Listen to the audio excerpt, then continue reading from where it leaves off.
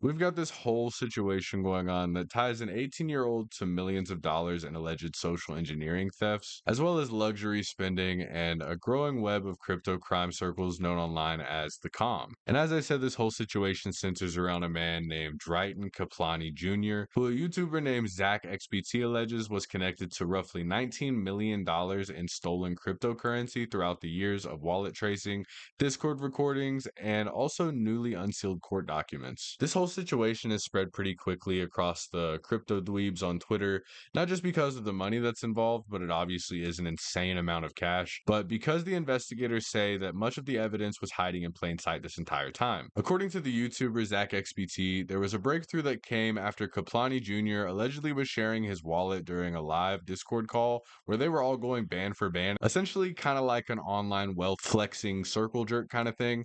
But users are basically just trying to show off their balances, cars, watches, and lifestyles to each other, and trying to see who's the richest or the most freaking degenerate, I guess. Taking that footage together, combined with on chain flows and some federal criminal complaints that were unsealed on May 11th, they turned what was mostly just rumors online inside of crypto circles into one of the most talked about social engineering cases of the entire year at this point. This whole investigation has started long before it went viral, though. According to Zach's timeline, Kapllani Jr. has been pretty active doing this kind of thing since sometime last year. And I'm not sure exactly how he was able to do this, but I guess just somehow tracing the records back, he was able to see that there's been multiple high confidence thefts totaling more than $5.8 million that he was able to link to an Ethereum wallet that was controlled by Kapllani. And the difference between this situation and what normally happens with scams of this fashion is that rather than exploiting smart contract bugs, Kapllani Jr.'s attacks reportedly relied more on social engineering, and I suppose that's how he was able to steal money from them. And it looks like there were several Bitcoin and Ethereum addresses tied to those thefts that were then traced to be moving the money through laundering services. And I guess that's just in an attempt to try to clean the money and make it seem like it didn't come from a specific place and make it actually usable and not traceable, but it didn't seem like that actually worked out too well for them. And at the time of me reading this article, one of the most recent updates that have come out is that there was a wallet that was linked to Kapllani Jr. that they could see transfers between this wallet and a dormant wallet of more than $2.59 million,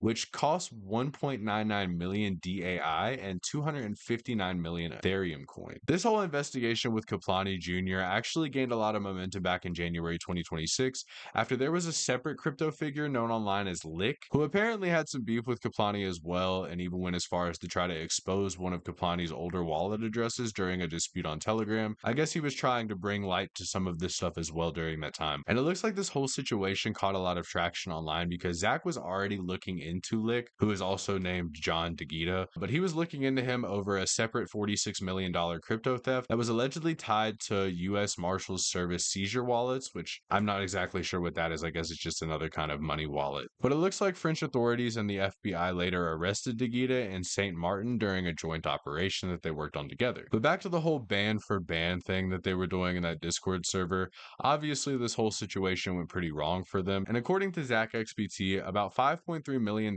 from that theft actually was moved into an Exodus wallet that was under Kapllani Jr.'s name as well. But then we get to the part that the investigators are describing as Kapllani's critical mistake that he made to get himself caught during the situation. On April 23rd, during another ban for ban call that Kapllani was in, it looks like he was allegedly sharing his screen and was showing off some of the stuff that he had on his phone, where he had a crypto wallet with $3.68 million in crypto, alongside videos of him with luxury cars, private jets, jewelry, and enjoying nightlife, which was pretty suspicious given everything that he had been accused of. And later, ZachXBT obtained these recordings and started posting them around. And it looks like using those images from that call where he was showing off and then routing it back to the earlier incidences back in 2025, the wallet balances on the screen allegedly match the funds that are tied to the March Bitcoin theft. The story started to escalate more on May 11th when American authorities unsealed a criminal complaint against the 19-year-old Canadian national Trenton Johnson. Johnson was charged by prosecutors with conspiracy to commit wire fraud and money laundering tied to the 185 Bitcoin theft. And it looks like despite him not being formally charged yet, in the complaint, prosecutors do actually identify Kapllani Jr. as the co-conspirator one in the whole situation. And then filing the complaint gave a whole lot more credibility to Zach's claims about them being able to track the wire transfers, because they basically confirmed a lot of the things that Zach was saying about the wire transfers and the flow of all the money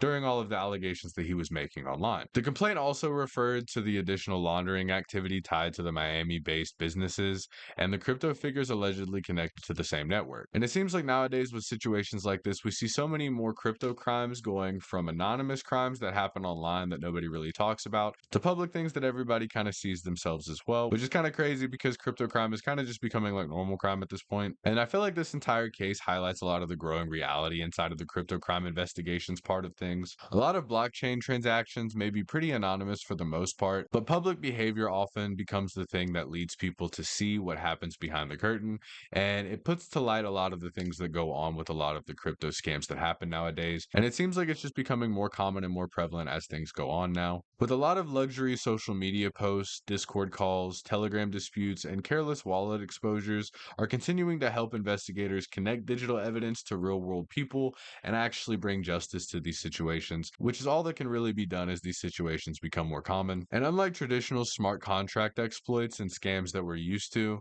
many modern attacks rely on impersonation, insider information, and manipulating people psychologically in an attempt to try to convince victims to transfer money willingly. But even now, as this situation continues, Kapllani Jr. remains uncharged as a co-conspirator, even though he's been publicly identified through ZachXBT's reporting and the federal complaint as well. Nothing has really come of this situation yet, and we're kind of just waiting to see what happens at this point. But I just kind of wanted to talk about it, let you guys know what was going on because I thought it was pretty wild. And let me know what you guys think. I'd love to hear your opinions. And if you guys think in a few years we're just going to be all doing crypto crimes and that's all that there's going to be, I don't fucking know, guys. But yeah, take a look at my other videos if you got this far. I put in a lot of work to make those come out for you guys, and I would really appreciate it. And until next time.